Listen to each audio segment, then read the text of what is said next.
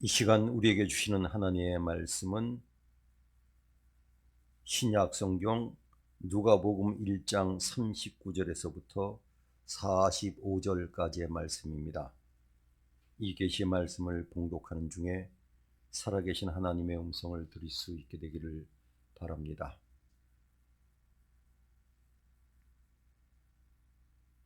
이때 마리아가 일어나 빨리 산골로 가서 유대 한 동네에 이르러 사가랴의 집에 들어가 엘리사벳에게 문안하니 엘리사벳이 마리아가 문안함을 들음에 아이가 복중에서 뛰노는지라.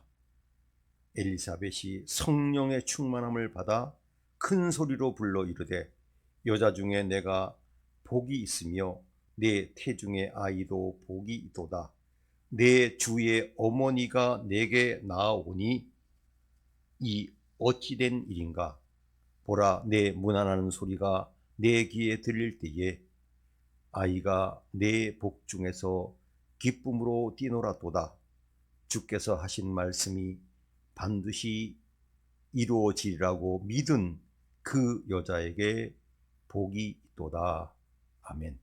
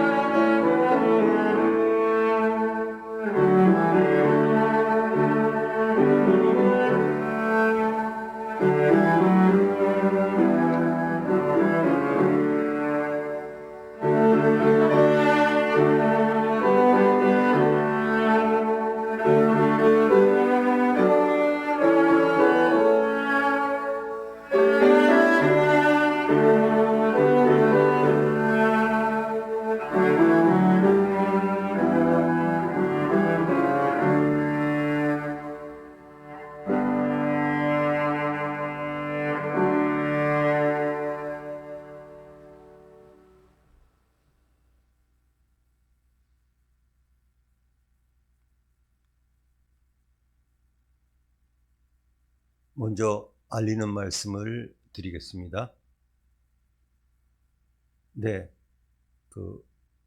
다 아시는 대로 새로 적용되는 방역 지침에 따라서 예배를 이렇게 드립니다. 그래서 우리 교회는 30명까지 현장 예배가 가능하니까 이대로 계속 진행되면 문제가 없겠습니다. 연말연시 예배를 말씀드립니다. 이번 토요일이 성탄절이죠. 11시 10분에 한 번 드리겠습니다. 그리고 31일 금요일 송구영신 예배를 오후 9시로 드리겠습니다. 그리고 또 유튜브 주신교회를 통해서 실시간으로 참여 가능합니다. 그리고 성찬식 희년주일 1월 2일 주일 1부, 2부, 3부 드립니다. 이것도 그 방역에 따라서 그 개별로 참여하는 것 다 준비해 놓은 것 때문에 문제 없이 성찬식을 진행할 수 있습니다. 그리고 오늘 오후 예배, 3부 예배 후에 재직회로 잠깐 모이고 다음 주는 공동의회로 모입니다. 이제 그 2022년 가정기도를 그 양식에 따라 제출해 주시면 기도해 드리겠습니다. 또 주신교회 홍보 카드, 또 중보기도 요청서가 제작됐습니다. 우리 교회는 일주일에 2번씩 우리 교우들을 위해서 한 가지 한 가지를 놓고 기도하면서 지금까지 계속해 왔습니다. 물론 많은 응답을 해 주셨죠. 그래서 그 교회의 기도가 필요한 분들은 적어서 제출해 주시기를 바랍니다. 자, 이제 새로운 시대의 변화 중에 가장 특이한 것이 바로 이 메타버스입니다. 사실 가장 앞서 나가는 일인데 운 목사님 열심히 준비하셔서 이렇게 주신교회방을 개설했습니다. 그래서 이번 성탄절 예배 때 처음으로 또 우리 주신교회방에서 실시간 예배를 드리게 되었습니다. 솔직히 말씀드리면 저도 잘 모릅니다. 그러나 새로운 시대입니다. 새로운 시대이기 때문에 동참하는 방법, 이제 24일까지 주소를 보내드립니다. 그래서 주소를 보내드리면 그 안으로 들어오시면 대예배당이죠. 거기로 들어오시면 예배를 드릴 수 있습니다. 크롬으로만 가능합니다. 그래서 이것을 사용하실 수 있는 성도님들은 들어오셔서 주신교회 방을 체험해 보시길 바랍니다. 참 요즘 대단한 시대입니다. 이렇게 우리 주신교회 방이 만들어졌습니다. 예, 또 이렇게 만들어졌습니다. 새로운 변화니까요. 네, 이렇게 들어오셔서 이용해 주시는데 크롬이라고 하는 이 기반 속에서만 가능합니다. 그리고 이름을 넣어 주셔야만 입장이 가능합니다. 그리고 공지사항 확인하시고 출석 소감도 남겨주시고요. 그 다음 X를 누르면 영상과 설명서를 보실 수 있습니다. 그래서 금요일까지 보내드리는 주소로 입장하시면 되는데, 이제 또 이렇게 영유아방도 있고 또 피아노 열기도 되고 이 많은 것들이 가능합니다. 자, 그래서 새로운 시대에 새로운 것 조금 힘드시겠지만 금방 익숙해지시면 되겠습니다. 저부터도 그 음식점 가가지고 주문 못 해가지고 당한 적도 있는데 또 용기를 내갖고 하니까 음식점 주문은 이제 그럭저럭 할 수 있습니다. 자, 그래서 시대를 따라가면서 하는 거니까 교우들 용기를 가지시고 또 적극적으로 참여해 주시면 쉽게 될 수 있다고 생각합니다.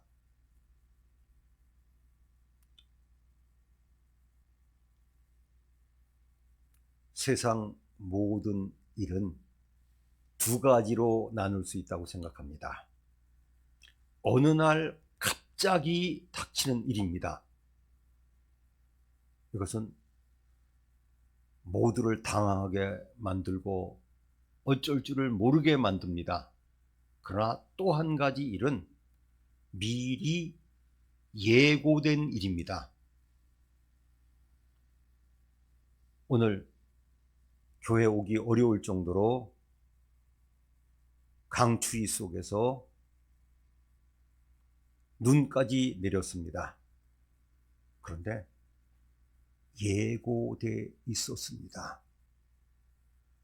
그런데 예고된 것도 어떤 분들은 그 예고를 듣고 내가 할 수 있는 일을 하는 분들이 있습니다.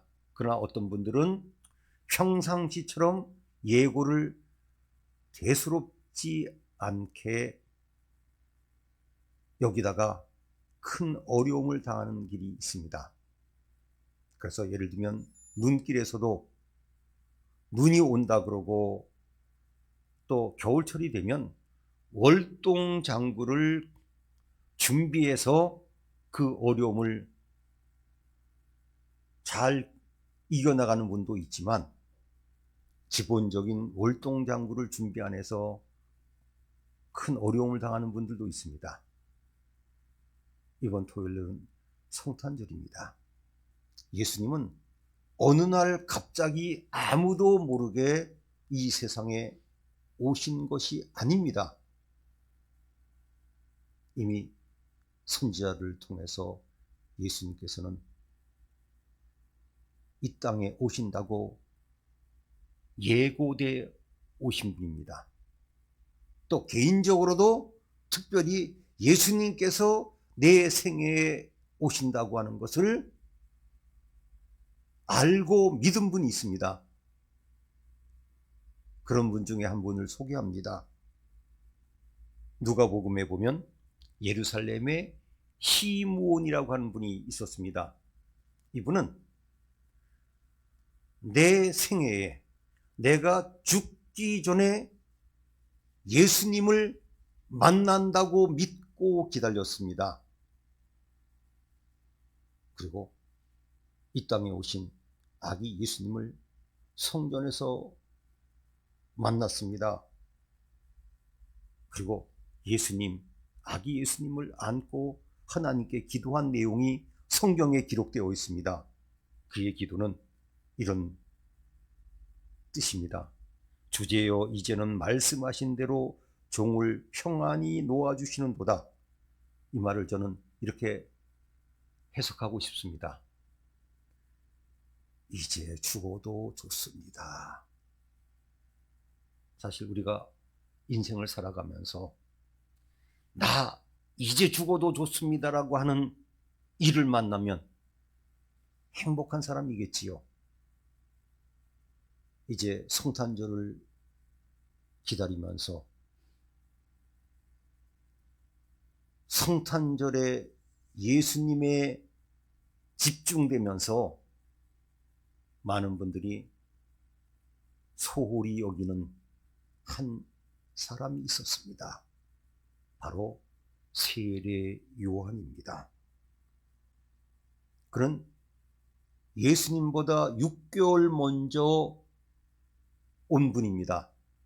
우리 한국식으로 따지면 동갑내예요. 예수님과 세례 요한은 6개월 차이니까요. 또 같은 동갑내에서도 생년월일을 갖고 따지는 분들도 있지요. 저는 이 동갑이란 말을 예전에 택시기사님 우연히 얘기하다 보니까 동갑내예요. 그랬더니 이 택시기사님이 멋있는 용어를 써서 저도 배웠습니다. 우리가 동시대를 살아가고 있구만요. 멋있는 말을 썼어요. 그래서 제가 그러네요. 같은 시대를 살아가고 있네요. 예수님은 이 세례 요한에 대해서 사람들에게 말씀하셨습니다. 그가 마지막 선지자다. 나를 위해서 온다고 하는 엘리야가 바로 이 사람이다. 그리고 이사야 선지자와 말라기 선지자는 세례 요한이 온다고 하는 것을 미리 기록했습니다. 예수님은 이렇게까지 칭찬하셨습니다. 지금까지 여자가 낳은 사람 중에 세례 요한보다 더 큰 사람이 없도다. 그러나 그는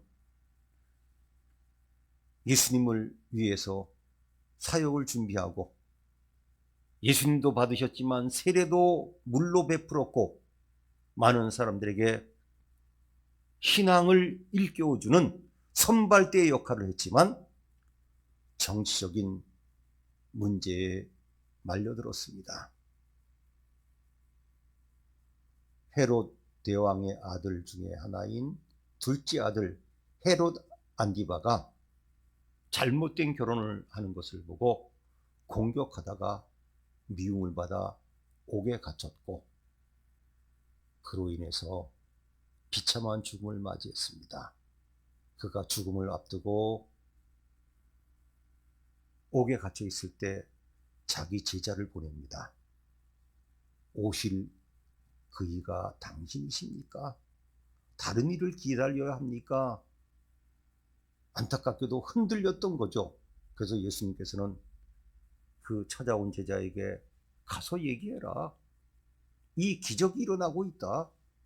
그리고 나 때문에 실족하지 않은 사람은 복이 있다. 이러고 예수님께서는 이 사람에 대해서 평가하셨습니다. 세례 요한은 자기 제자들과 같이 가다가 예수님을 보고 하나님의 어린 양이라고 얘기했고 그 말을 들은 두 제자가 예수님의 제자로 되었는데 그 중에 하나가 그 유명한 안드레입니다. 세례 요한은 그의 인생은 간단했습니다. 요즘으로 말하면 외길 인생을 살았습니다. 예수님을 준비한 인생을 살다가 인생을 마쳤습니다. 그런데 예수님과는 특별한 인연이 있습니다. 우리 인간끼리 인연을 이야기하죠.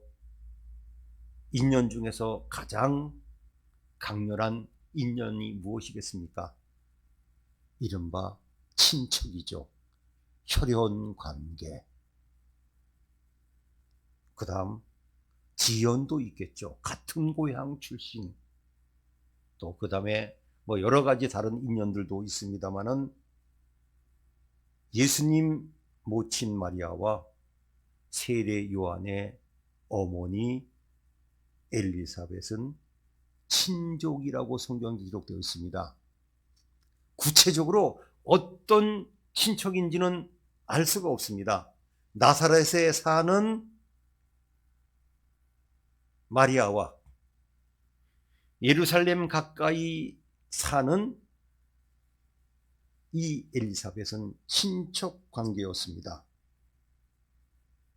사실 세례 요한은요, 신앙적으로 따지면 최고의 집안에서 태어났습니다. 아버지가 제사장인데 예루살렘 성전에서 직접 섬기는 그야말로 힘이 있는 제사장이었습니다. 어머니는 아론 자손입니다. 이름부터 부모님이 져줬겠지만 엘리사벳입니다. 엘리사벳이 우리가 보통 영어에서 많이 듣는 엘리자베드죠. 같은 이름입니다. 발음의 차이죠. 하나님은 나의 맹세이시다. 예수님은 다윗의 후손이었지만 갈릴리 목수의 아들로 태어날 수밖에 없었습니다. 이 세례 요한은 성경에는 유대 한 동네라고 기록되어 있지만 사람들은 그곳이 어떤 곳인지를 확인했습니다. 그래서 지금 예루살렘 성전산에서 한 7km 떨어진, 그렇게 따지면 예루살렘이죠. 에인 케렘이라고 하는 곳이 바로 세례 요한의 집이 있었던 것이 확인되었습니다. 그곳이 어떤지를 사진으로 보시겠습니다. 네, 에인 케렘이라고 하는 곳에 이렇게 안내판들이 있습니다. 네, 지금 보이시는 곳이 사가랴 집이 있었던 곳으로 믿어지는 곳에 세워진 세례 요한 기념교회입니다. 네, 더 가까이 당겨보았습니다. 네, 이제 그의 집이 있었던 곳 대문입니다. 네, 물론 예배당이 지어져 있습니다. 비잔tin 시대부터 시작돼서 그 뒤에 또 뭐 숙소로도 사용되다가 그 뒤에 다시 재건축되어 이렇게 예쁜 예배당이 지어져 있습니다. 또 상상으로 그린 거지만 세례 요한 초상화도 있습니다. 네, 또 예수님이 세례 받으신 장면을 그린 성화도 있습니다. 또 여기 동굴이 있는데 세례 요한이 이곳에서 태어났다고 전해지고 있습니다. 네, 그 안에 장식입니다. 네, 장식을 좀 클로즈업 해봤습니다.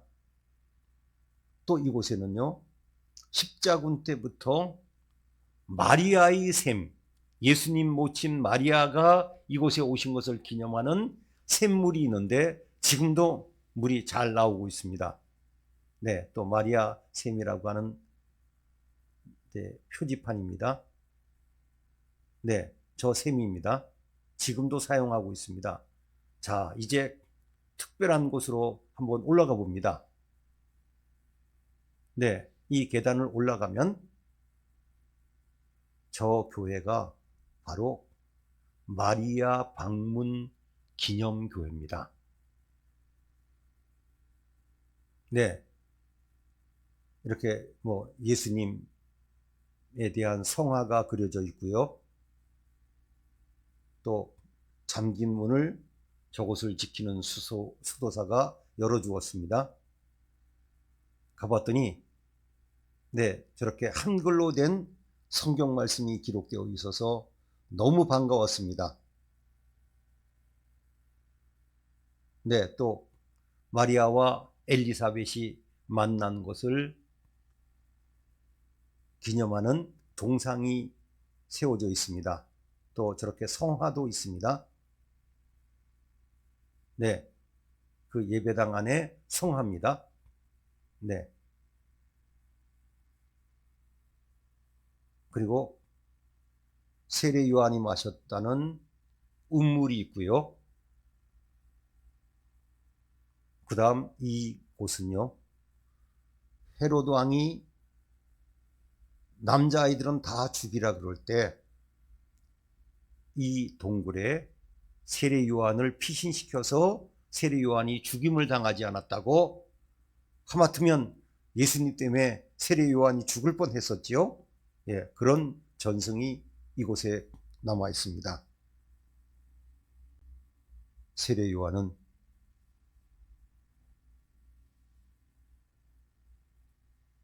특별한 선택을 받고 이 세상에 왔습니다. 천사가 아버지에게 알려줍니다. 이 아들은 예수님이 오신 것을 준비하는 엘리야와 같은 사명을 받았다고 이야기합니다. 그리고 성전에서 제사 지낼 때 이 놀라운 환상을 보았는데 그때부터 아버지 사가랴가 말을 하지 못했습니다. 그리고 세례 요한이 태어나고 난 뒤에 말이 시작됐는데 요한이라고 하는 이름을 천사가 지어줬습니다.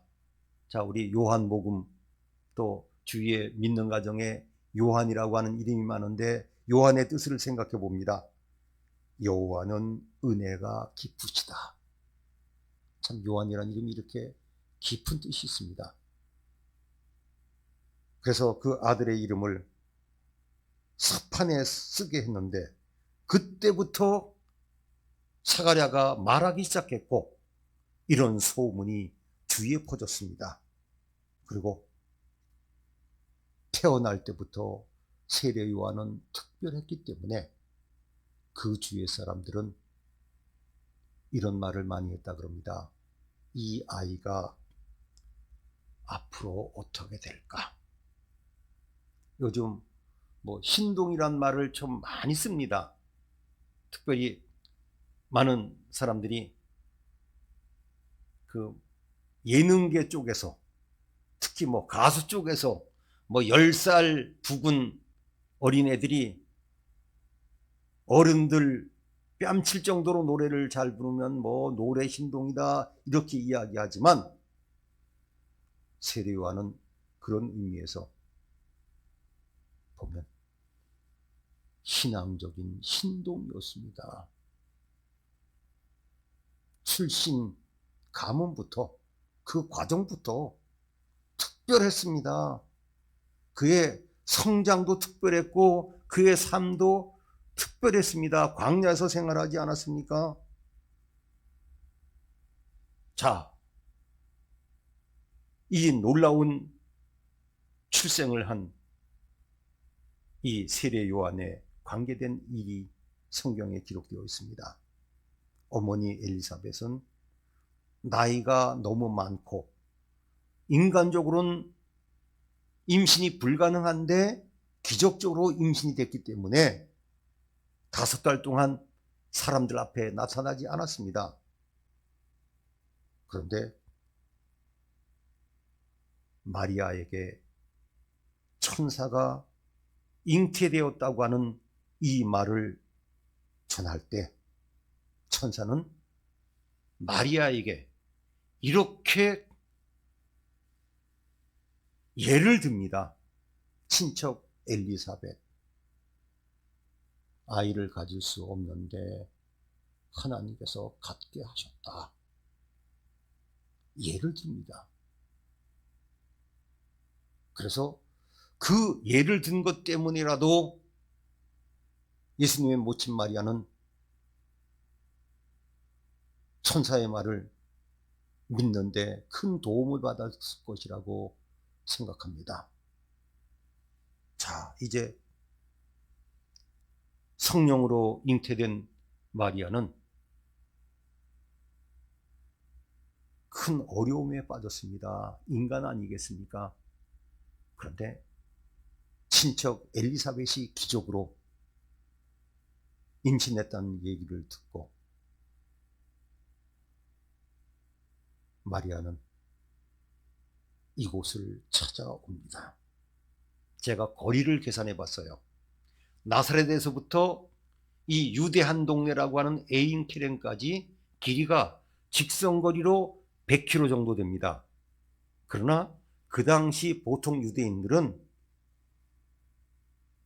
요단강 동쪽 지역을 통해서 여리고를 지나서 예루살렘으로 오는 게 일반적인 통로였기 때문에 제가 그 통로로 계산해 보니까 약 130km가 되었습니다. 어떤 분들은 사흘 부근에 도착했다 그러는데 제가 보기엔 사흘 만에 가기는 굉장히 어려운 거리입니다.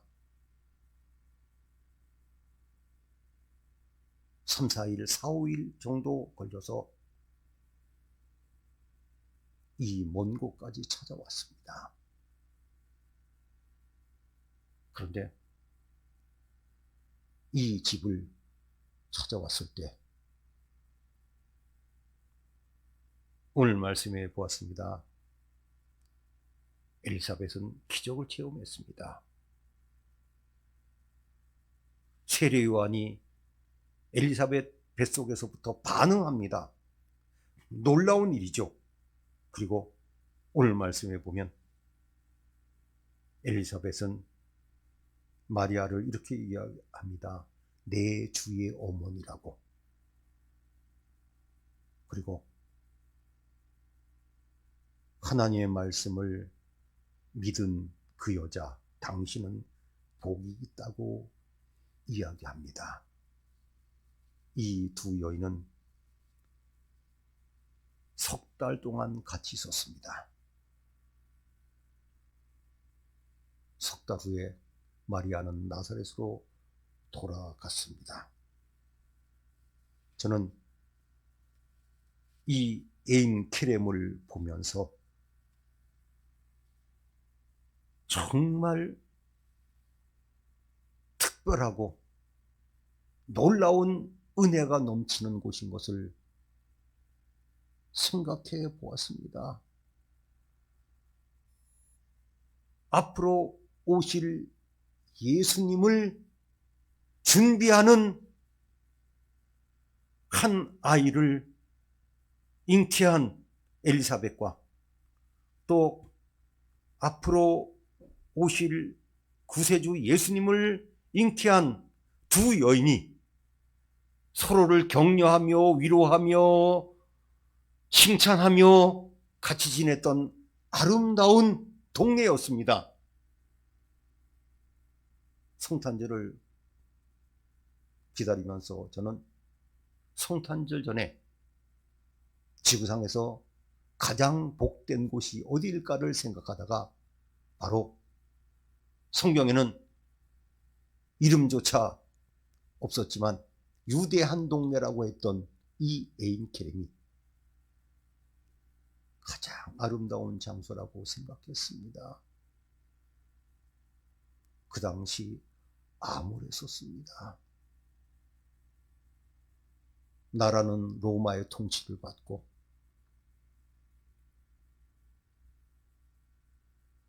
지도자들은 믿고 의지할 수 없었고 모든 것이 암담할 때에 엘리사벳은 그의 남편은 메시아가 이 땅에 올 것을 믿었고 우리 아들이 그 메시아를 준비하기 위해서 온다는 것을 알고 믿었습니다. 엘리사벳은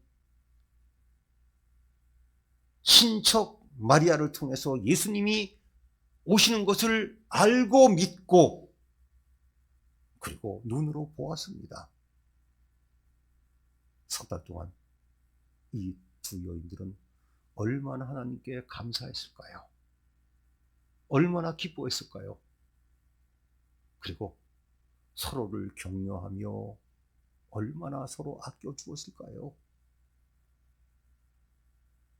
성탄절을 앞두면서 저는 이렇게 아름답고 귀한 역사가 일어난 에인케렘을 생각해 보았습니다. 교우 여러분, 내 마음이, 우리 가정이, 우리 교회가 이 에인케렘처럼 예수님이 오시는 것을 미리 알고 믿고 기다리고 감사하는 곳이 된다면 얼마나 귀한 일이 되겠습니까? 이 에인케렘과 같은 아름다운 역사가 우리 가운데 일어나기를 소원합니다. 기도하시겠습니다. 하나님 아버지 감사합니다. 오늘도 귀한 말씀을 주셔서 감사합니다. 에인케렘, 이 유대한 동네가 그 당시 가장 아름답고 귀한 장소가 된 것을 보았습니다. 하나님, 저희의 마음이, 저희의 가정과 교회가 에인케렘과 같은 곳으로 되게 해 주시옵소서. 믿고 소망하고 기다리는, 서로 격려하고 같이 기도하며 인정하고 칭찬하는 아름다운 역사가 나타나게 해 주시옵소서. 이 땅에 오신 예수님의 이름으로 기도하옵나이다. 아멘.